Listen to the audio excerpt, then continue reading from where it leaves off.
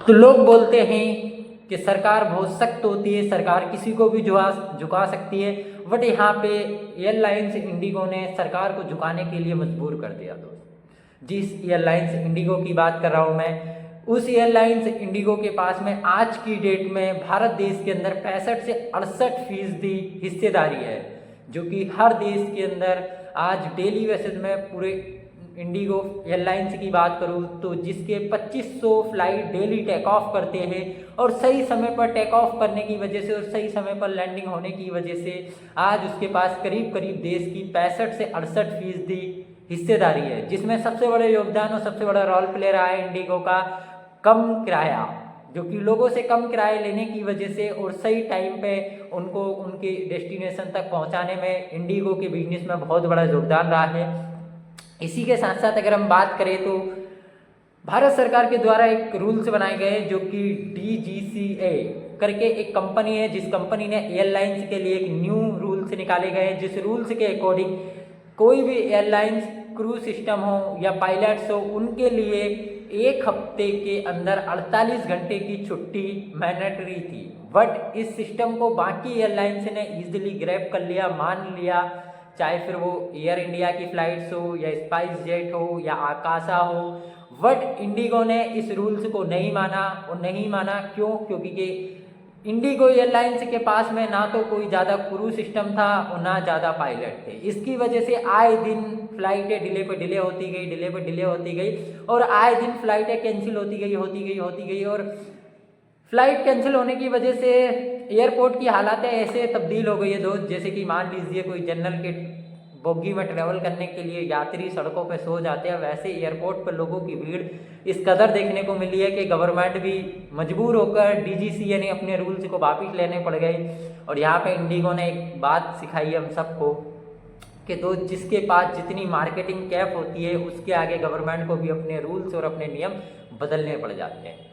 तो अगर आपको भी लगता है कि गवर्नमेंट के द्वारा बनाए गए रूल्स चल सकते हैं, वो तभी चल सकते हैं कि जिसके पास भारत देश में मार्केट की हिस्सेदारी कम होगी।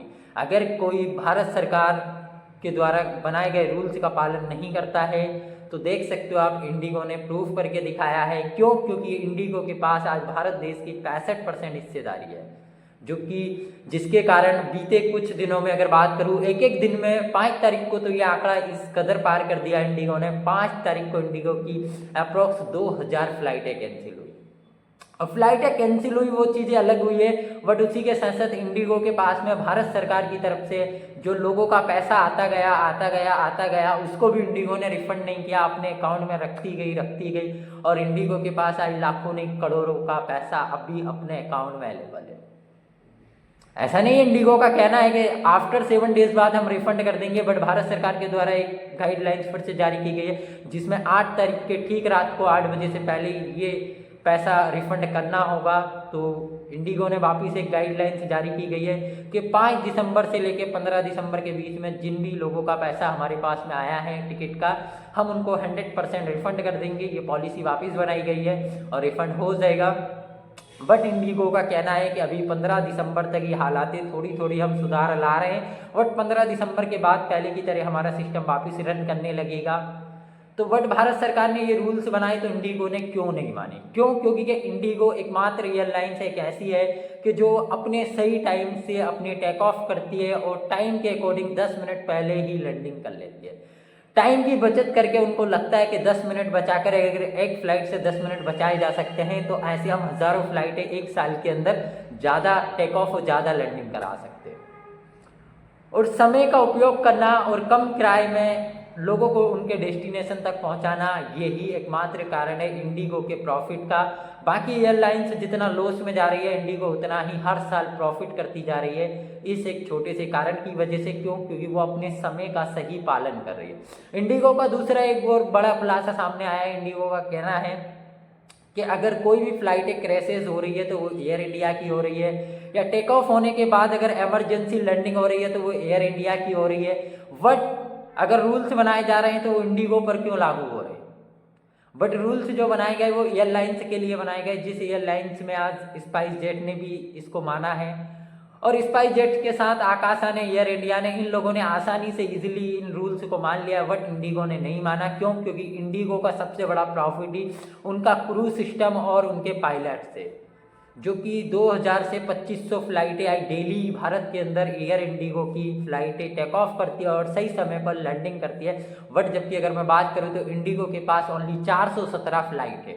वही 417 फ्लाइट में से बात की जाए तो इंडिगो की हर एक फ्लाइट एक दिन में कम से कम 4 से 5 उड़ान भरती है, एक फ्लाइट, और जिसमें कोई भी क्रू सिस्टम चेंज नहीं होता है, जिसमें पायलट्स चेंज नहीं होते हैं। तो ये एक छोटा सा नियम बनाया गया था जनता की सुरक्षा के लिए, बट जनता ही इस सुरक्षा के लिए मानने को ही तैयार नहीं थी।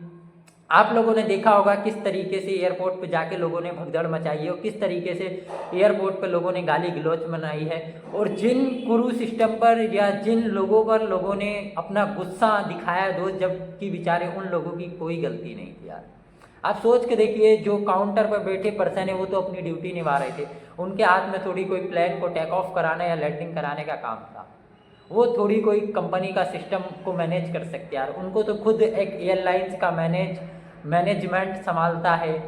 उनको तो काम दिया जाता है कि भाई आपका काम है कि आपको पास चेक करने हैं, आपको बोर्डिंग चेक करनी है, बट उन लोगों पर जनता ने बेवजह अपने गुस्से उतारे हैं। कई सारे क्रू मेंबर्स को आपने देखा होगा किस तरीके से जनता ने अपने होश खो दिए और अपने डेस्टिनेशन तक पहुंचने के लिए किस कदर उतर गए हैं। तो दोस्त, उम्मीद करता हूँ आपको मेरी वीडियो पसंद आई होगी। नेक्स्ट वीडियो में हम आपसे फिर मिलेंगे बहुत जल्द। तो प्लीज़, अगर आप पहली बार इस चैनल पे आएँ तो सब्सक्राइब ज़रूर कर लीजिए यार।